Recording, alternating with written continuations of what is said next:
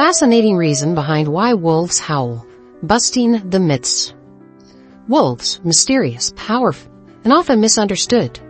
For centuries, their howls have echoed through the forests and mountains, inspiring legends, folklore, and even fear. Some say that wolves howl at the moon. Others think it's a cry of loneliness.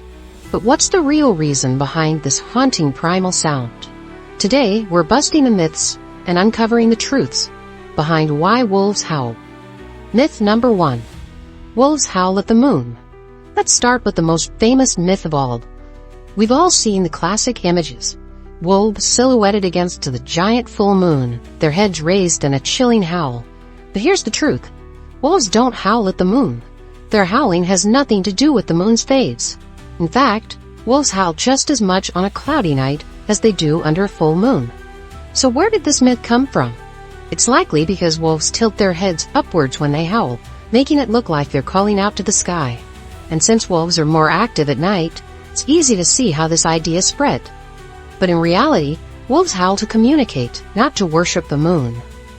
Myth number 2. Wolves howl when they're lonely.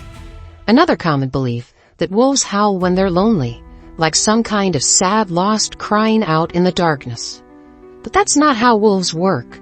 Wolves are pack animals, and their social bonds are incredibly strong. So when a wolf howls, it's not a cry of loneliness, it's a rallying call. Wolves howl to locate pack members, coordinate hunts, and defend their territory from rival packs. It's basically their version of a group chat, letting each other know where they are and what's going on. And get this, wolves have unique voices, just like humans. Each howl carries a distinct tone and frequency, so pack members can recognize who is howling. Myth number 3. All wolf howls mean the same thing. Think all howls sound the same? Think again. Wolves actually use different howls for different reasons, almost like a language. A long, steady howl? That's usually a territorial warning, telling outsiders to stay away. A short series of howls with barks mixed in? That's a call to gather, often used when a pack is preparing for a hunt. And then there are chorus howls, when the entire pack howls together. This isn't just for fun, it's a show of strength. When multiple wolves join in, it creates the illusion of a larger pack, potentially scaring off rivals. The science of howling. How far can a wolf's howl travel? One of the most impressive things about a wolf's howl, it can be heard from miles away.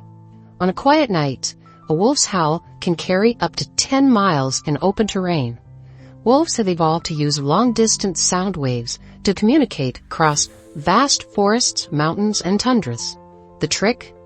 Their low-pitched howls travel further than high-pitched sounds, allowing them to cut through trees, wind, and other obstacles.